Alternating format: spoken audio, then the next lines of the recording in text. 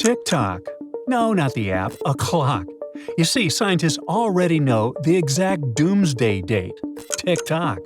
The countdown has started. We only have 250, no, not years, millions of years left on this beautiful planet we call Earth. Well, let me apologize first. I might have scared you with all these end-of-the-world things. You and I certainly won't live to witness it, but we already know when it will all go downhill, and most importantly, why. This 250 million years deadline is not precise. If we change our ways, humans can stick around for more or less, depending on what way we choose.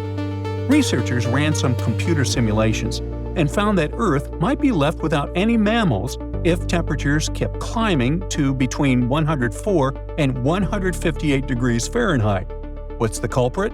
Well, it's mainly our love for fossil fuels and the greenhouse gases we keep pumping into the atmosphere. It's easy to think that mass extinctions are a thing of the past, especially since the last big one wiped out dinosaurs 66 million years ago.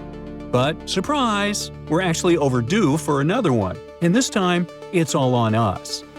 Throughout Earth's history, there have been 5 mass extinctions, and it's been 66 million years since the last one. But this upcoming one is special. It's totally human-made. As Earth's tectonic plates shift over millions of years, they eventually come together to form supercontinents. This could lead to some pretty serious natural disasters, and, well, it might as well mean the end. Having one continent instead of 7 is already pretty extreme, as it will totally make us rethink the way we live. Now, scientists said that a new supercontinent would create a trio of problems. The continentality effect. No, I didn't make that word up. A hotter sun, and rising CO2 levels, resulting in a super hot planet. This would lead to tough living conditions for mammals with limited food and water. If temperatures hit 104 to 122 degrees Fahrenheit, and maybe even more extreme fluctuations, humans and lots of other species would struggle to cope since we can't shed heat effectively through sweating. Some experts believe the future looks pretty grim. CO2 levels could end up being double what they are now, and the sun's radiation could increase by about 2.5%. With the supercontinent likely to be in hot, humid tropics, much of the planet could be facing extreme heat. Finally, in about 250 million years, Earth is expected to morph into a donut shape with a big inland sea in the middle, leaving the Pacific Ocean to cover most of the surface. Honestly, no matter how well scientists crunch the numbers, they can't see the future, especially when it's this far out. But hey, those who ignore history are doomed to repeat it.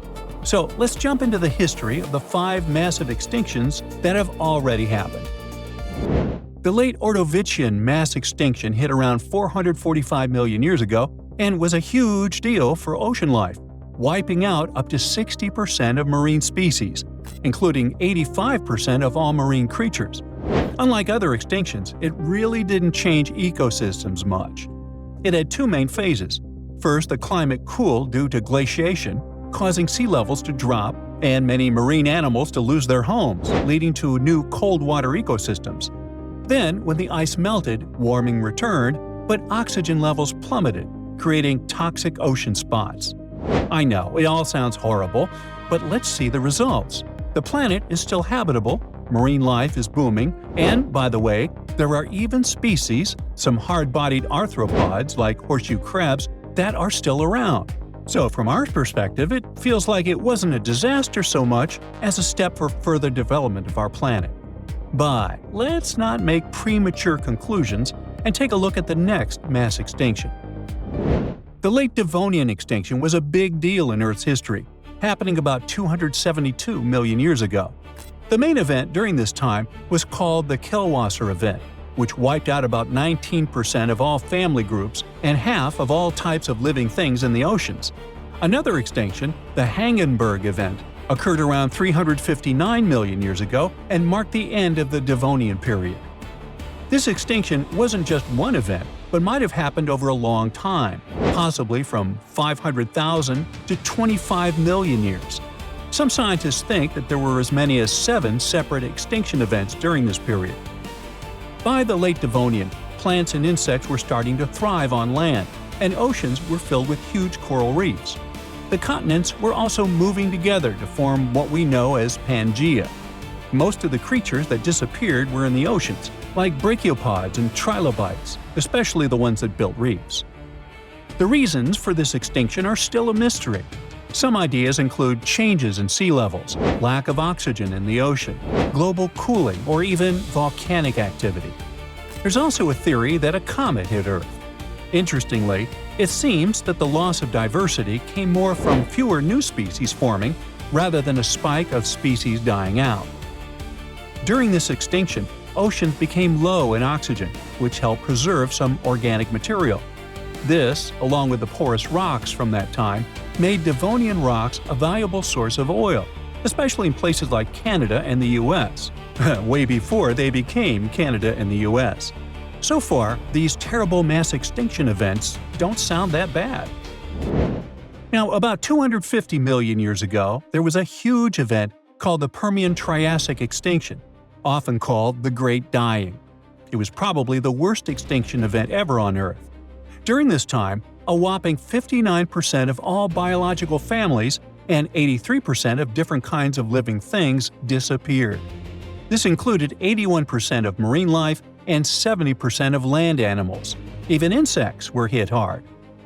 Scientists believe the main cause of this mass extinction was massive volcanic eruptions in what we now call the Siberian Traps. These eruptions released a ton of gases, like sulfur dioxide and carbon dioxide, which messed up the oceans and made it hard for many creatures to survive. The atmosphere's carbon dioxide levels skyrocketed from about 400 parts per million to 2,500 parts per million.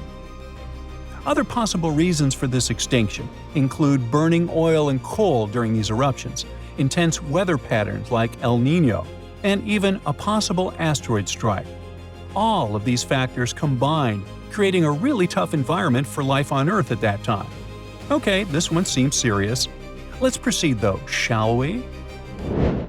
The Triassic-Jurassic extinction event, happening around 200 million years ago, was a major wipeout of many species, both on land and in the ocean.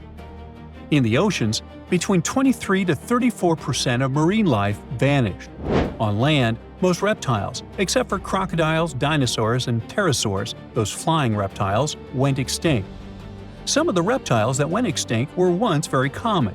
Luckily, plants, early mammals, and the groups that survived, like dinosaurs and pterosaurs, thrived and became the main animals for the next 135 million years. Scientists think this extinction might have been caused by huge volcanic eruptions, which released lots of carbon dioxide into the air. This led to global warming and made the oceans more acidic. The Cretaceous-Paleogene extinction event happened around 60